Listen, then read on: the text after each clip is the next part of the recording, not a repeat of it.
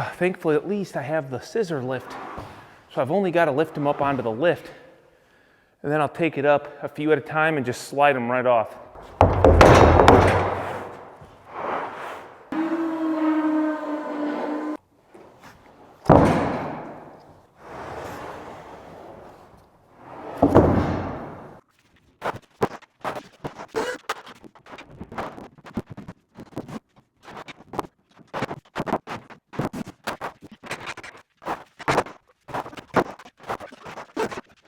All right, time to start this subfloor. Once again, we're using the 1 1/8" Legacy. We got 1 foot on center just to add as much rigidity to this floor as possible. You'll notice there's some movement to it because nothing is put together yet. So once we get everything locked down, we're gonna be fastening it with the Tetragrip nails from Paslode, and we're gonna be gluing it with subfloor adhesive. Not just your typical PL, but a really good adhesive that we've been using now and I really, really like. So we're gonna go 4 1/4. That way we can protect ourselves from any inconsistencies in our post, even though I don't foresee that being an issue. Subfloor will actually be underneath our wall girt, which means it's gonna be covered anyway. So if there's a small gap, it really doesn't matter.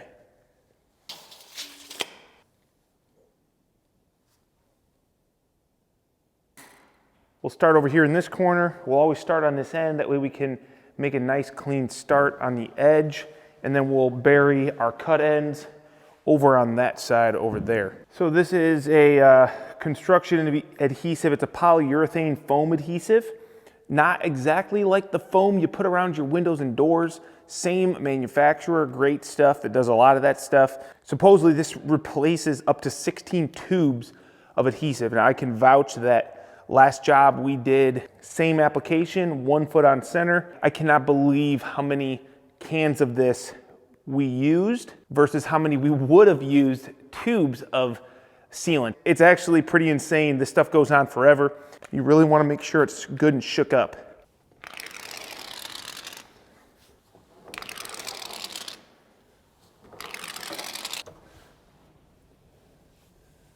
I'm going to start over here on this outside corner and get it exactly on the edge. And I'm just going to make sure that these are all on center.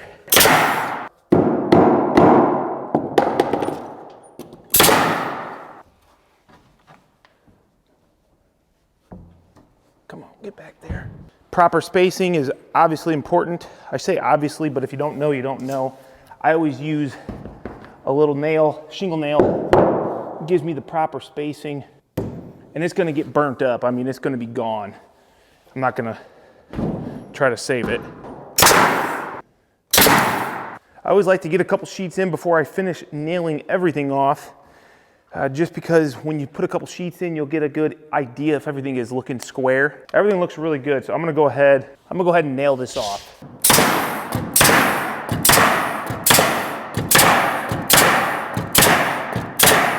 Now my next row, I'm gonna stagger the joints.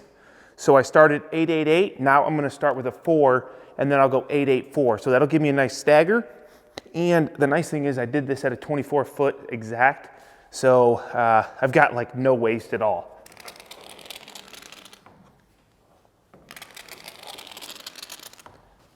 This does get a little bit more interesting when you're by yourself.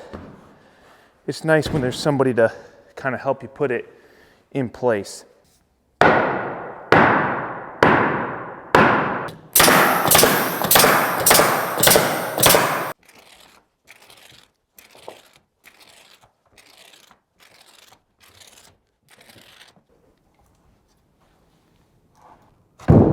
Now I always try to go like past halfway.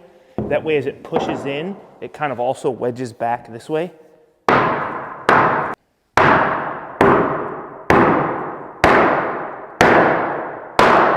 I know it may seem OCD a little bit extra, but I like to make sure that everything stays right where it's supposed to be, because the straighter it is up and down, the stronger that it is. If it gets a tilt to it, it won't be nearly as strong.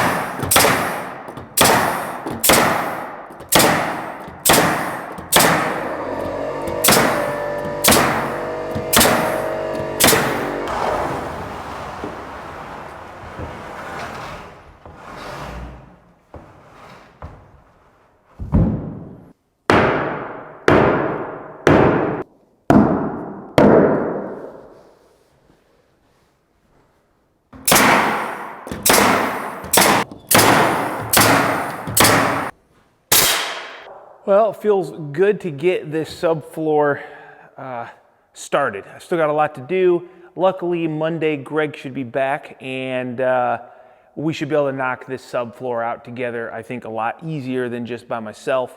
This is the Tetragrip Nail. I'll show you a little close-up of it. It's pretty cool because it has not only like a spiral thread on it, so it goes in like a screw almost, but it's got a ton of little barbs on it that actually resist pullout.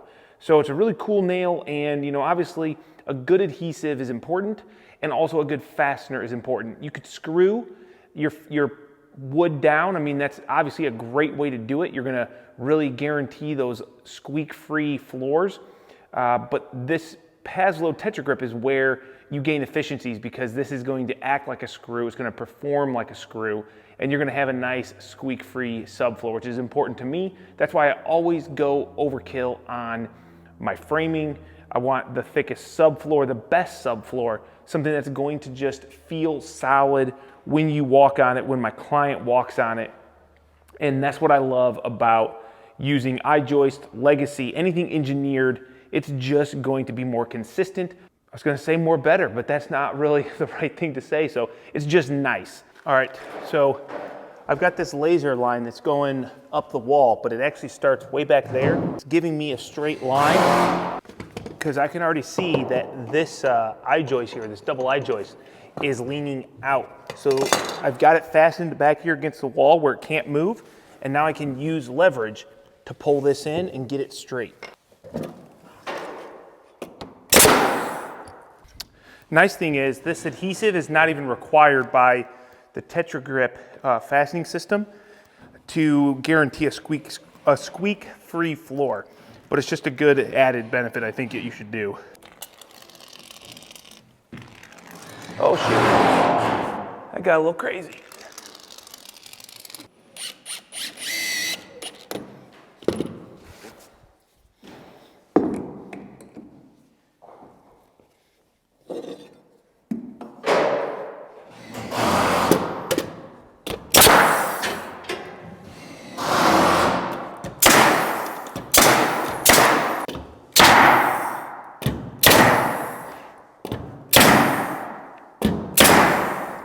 So what I've got is a laser down there, and it's shooting directly right here on this corner, so I can ensure that my edge of my mezzanine is as straight as possible. So I'm just going to use that as my guide.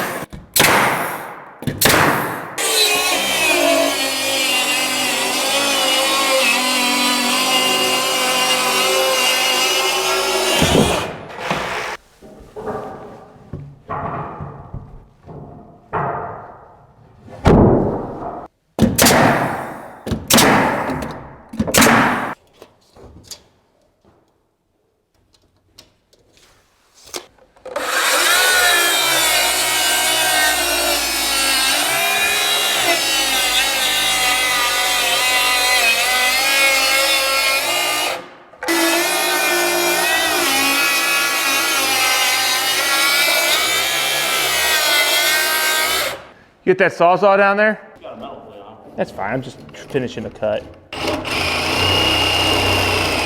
Bro, it's a Diablo. It's gonna cut.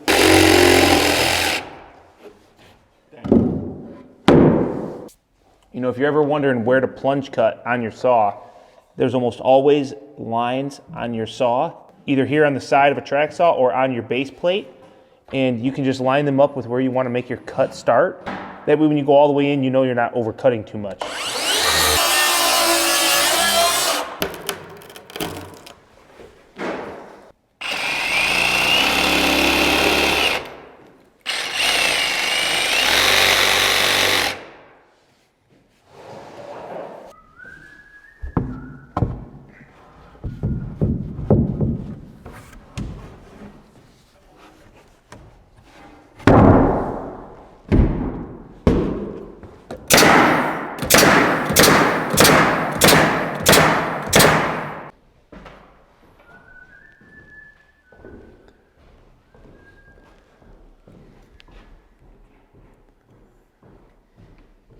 Stair opening. Got the mezzanine walkway. There's going to be a nice handrail here on the side, obviously. Right in front of me, we're going to frame a bathroom in next. And right here is where the spiral staircase is going to go. So you'll be able to go right down into the point of sale area, the downstairs office, but it's pretty cool.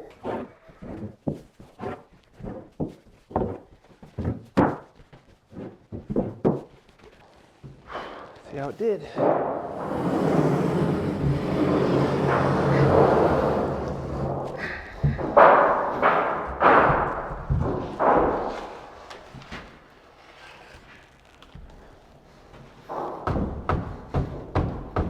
All right, so I just wanted to check this, make sure that it fits good, and it does. I'm right on where my lines are gonna be. So now what I need to do is I need to put like a sealant along the top edge because we are gonna be framing to these ribs here. So I've just got a roll of foam, and it's more or less just like a gasket. It's just gonna kind of seal it off so that you won't have daylight or artificial light coming through if somebody's in the bathroom.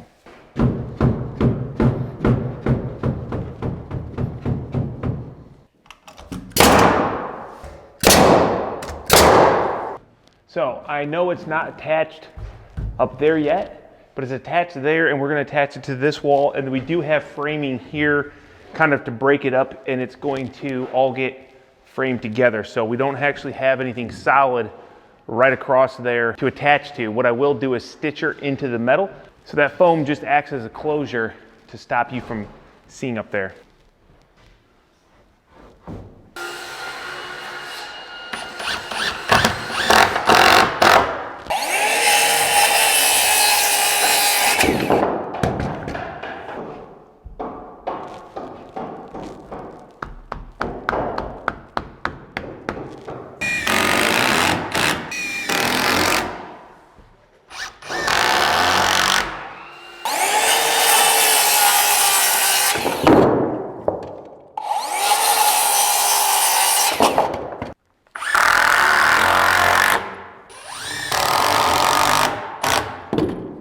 All right, now that we're attached at the bottom, just because this is a door jamb, I'm gonna go ahead and make sure that it's running plumb. I mean, look at this as I push it tight. I don't know if you guys can see it, but that green laser is literally right where I want it.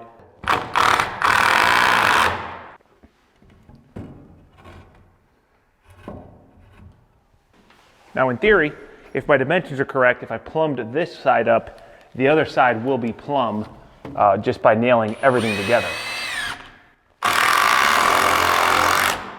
Or screwing in this case.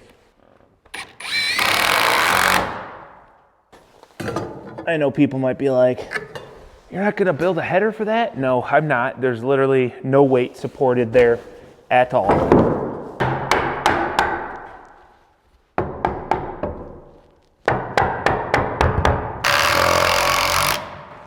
All right, there. Now I just got a little couple filler blocks to put in, and this is a nice sturdy bathroom wall and ready for all the rough-ins.